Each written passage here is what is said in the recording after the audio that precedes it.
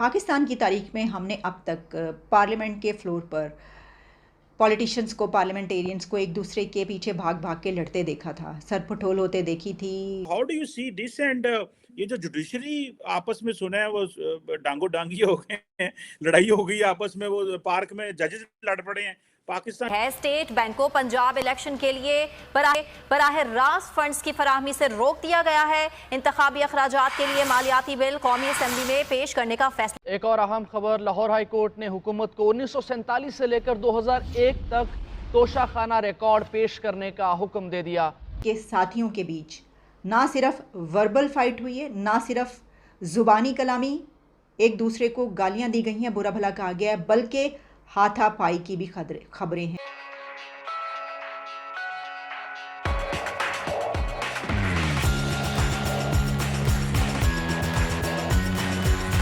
घूंसा, मुक्के, लातें, ये सब चलते देखा हमने। स्टैब्लिशमेंट और पॉलिटिशियंस के बीच भी जंग देखी हमने। स्टैब्लिशमेंट, फ़ौज और पार्लियामेंट के बीच भी जंग देखी हमने। इमरान खान जो उस वक्त प्राइम मिनिस्टर थे और उस वक्त के आर्मी चीफ जनरल बाजवा के बीच की जंग भी देखी और सुनी, और हमने ये सब कुछ आप तक रिपोर्ट किया।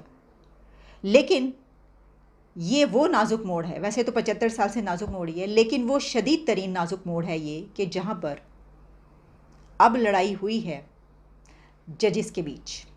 सर, जो मैं इस वक्त आपको ख़बर देने लगी हूँ बड़ी ही ख़तरनाक ख़बर है, और मैं ये ख़बर आपको उस वक्त दे रही हूँ कि जब सीनियर मोस्ट एक फ़ीमेल एंकर ने इसके ऊपर बात कर ली है, तब मैं आपको, क्योंकि ऐसा भी होता है ना, ख़बर गलत होती है। पाकिस्तान के सीनियर मोस्ट जजेस, एक चीफ जस्टिस ऑफ फ्यूचर, एक फ्यूचर के चीफ जस्टिस और एक मौजूदा चीफ जस्टिस ऑफ पाकिस्तान, इन दोनों के बीच, और इन दिस इज़ अनबिलीवेबल। आप सोच सकते हैं कि ऐसा भी हो सकता था। अच्छा, अब आप ये जानते हैं कि धड़ेबंदी है, दो धड़े हैं इस वक्त। एक वो धड़ा जो कि मुस्तकबिल के चीफ जस्टिस ऑफ पाकिस्तान बनना है, जस्टिस काजी फ़ाइज़ ईसा और उनके साथी, और दूसरा वो धड़ा जो कि मौजूदा चीफ जस्टिस ऑफ पाकिस्तान हैं, जस्टिस उमर अता बंदियाल और उनके साथी, जो इमरान खान के हक़ में और हुकूमत के ख़िलाफ़ फ़ैसलों की बात की जा रही है, और वो फ़ैसला जिसमें इलेक्शन फौरी करवाने की बात है, उसमें आप जानते हैं इन दो धड़ों की लड़ाइयाँ खुल के सामने आई हैं। इन्हीं दोनों धड़ों के बीच की लड़ाई की खबरें दूर दूर तक फैल रही हैं, और कहा यह जा रहा है कि एक लड़ाई की खबर तो ये है कि चीफ जस्टिस उमर अता बंदियाल साहब ने जजिस को अपने कमरे में बुलाया, जिसमें जस्टिस काजी फ़ाइज़ ईसा भी थे, उनके कुछ साथी भी थे, और वहाँ पर दोनों धड़ों के बीच सिर्फ ज़ुबानी जमा खर्च हुआ है, यानी एक दूसरे को जो है वो खुला के वो जो है जनाब सलवातों से लेकर और पता नहीं क्या क्या कहाँ तक पहुँचा है। और लड़ाई इतनी बड़ी है, यानी लोगों को कैसे पता चलेगा? देखिए, जो अंदर की खबरें ना कौन निकालता है आपको पता है?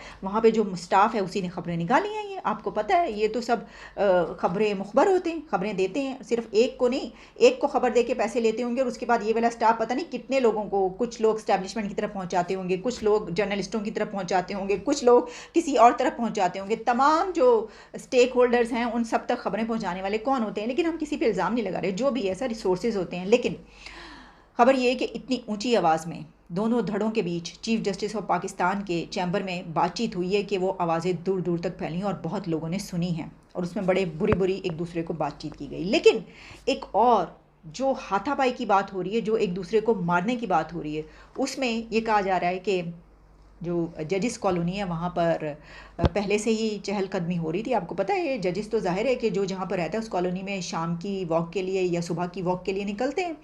तो कहीं चीफ जस्टिस जो इस वक्त के हैं वो निकले हुए थे, उनके साथ उनके कहा जा रहा है कि जस्टिस एजाजुल एहसन भी थे। वो उसी वक्त वहाँ पर वॉक करने के लिए जस्टिस काजी फ़ाइज़ ईसा और उनके साथ ही आ गए। अब ये बिल्कुल एक फ़िल्मी मंज़र नहीं लगता आपको? वो इंडिया की चंद फिल्में हैं ना, लोखंडवाला है और कुछ इस तरह की, नवाजुद्दीन सिद्दीकी की एक दो ऐसी फिल्में हैं जो मैंने भी देखी हैं, जिसमें ये होता है कि दो ग्रुप जो हैं वो आमने सामने आ जाते हैं, और फिर आहिस्ता आहिस्ता अपना असलहा निकालते हैं, और फिर आहिस्ता आहिस्ता एक दूसरे की तरफ बढ़ते हैं, और फिर जो होता है वो आपको पता ही है।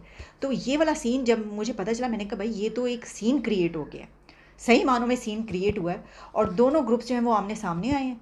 और कहा यह गया है कि एक दूसरे को बड़े बुरे गालियाँ वालियाँ, मतलब मैंने तो एक लफ्ज़ सुना था जिसका मतलब ये है कि उर्दू में ज़्यादती करने वाला। ठीक है, अब देखें वो जो एक के जी किसका रेप किया, क्या किया वगैरह वगैरह, इस तरह की खबरें चलती रही ना कि किसी के भाई ने किसी का, वो शबनम जो है उनका, तो इस तरह से जो है वो कोई बात की गई है। अब मुझे नहीं पता कि किस हद तक ये बात सच है, लेकिन उसमें कोई ऐसा लफ्ज़ भी इस्तेमाल किया गया है, आई हैव नो आइडिया। लेकिन फिर उसके बाद ये हुआ कि एक जज साहब जो है उन्होंने अपनी छड़ी उठा के मार दी किसी को, फिर दूसरे जज साहब जो उन्होंने लात मार दी जिसने छड़ी मारी थी, या जिसने लात मारी थी उसको जज साहब ने जवाबन छड़ी मार दी।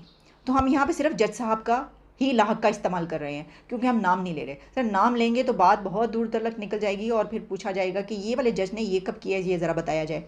तो बात यह है कि किसी एक ने लात मारी है, किसी दूसरे ने उसको जवाबन छड़ी मारी है, किसी ने मुक्का मारा है या किसी ने थप्पड़ मारा है, जो भी हुआ है भाई पाकिस्तान की तारीख में या दुनिया की तारीख में, आई हैव नो आइडिया। लेकिन इस तरह की लड़ाई मोअज़्ज़ज़ तरीन, the most respectable stakeholder of this country, उनके बीच ऐसी लड़ाई, तो मैं सही कह रही हूँ ना, दिस इज़ अनबिलीवेबल।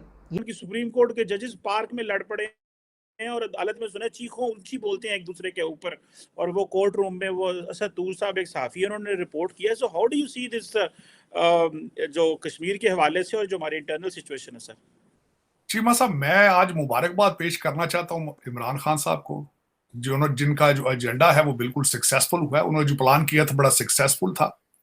जिस तरीके से उन्होंने मुल्क को डिवाइड किया है कि आज मुझे गूगल करना पड़ा कि हमारे चीफ जस्टिस साहब की तालीम क्या है।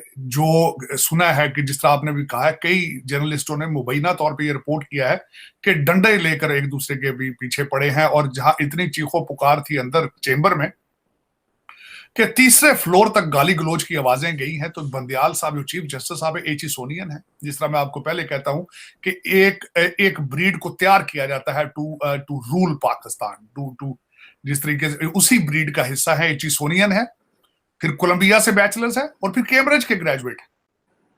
दूसरी तरफ काजी फायज ईसा साहब, जो कि मैं 3 स्कूलों का हमेशा नाम लेता हूं कि एच.ई. सोनियन, कराची ग्रामर स्कूल और हसन अब्दाल।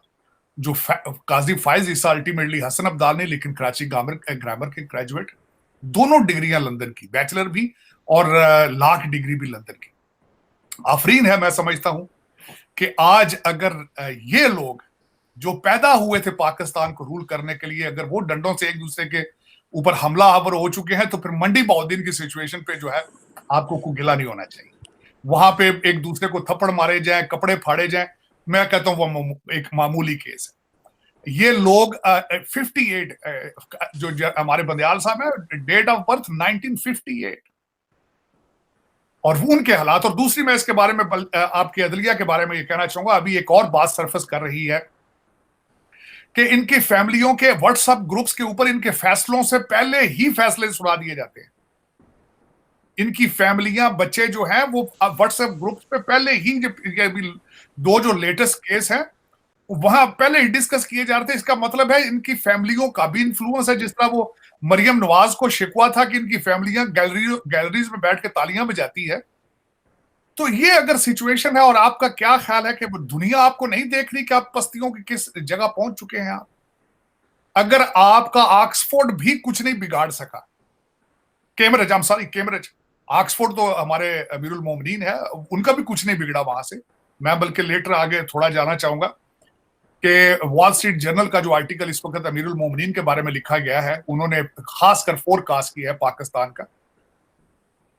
ऑक्सफोर्ड कैम्ब्रिज जो है, वो मेरा मकसद है उसका चेहरा बेनकाब हो चुका है कि वो भी आपका कुछ नहीं बिगाड़ सका। आप you are determined to break Pakistan, you are determined to make sure the Pakistan won't survive.